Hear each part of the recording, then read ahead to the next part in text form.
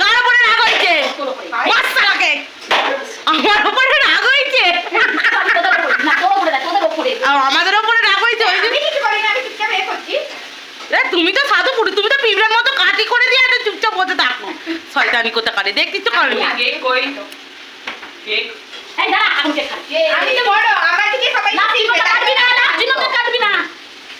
কি করছিস তুই এখন রান্না?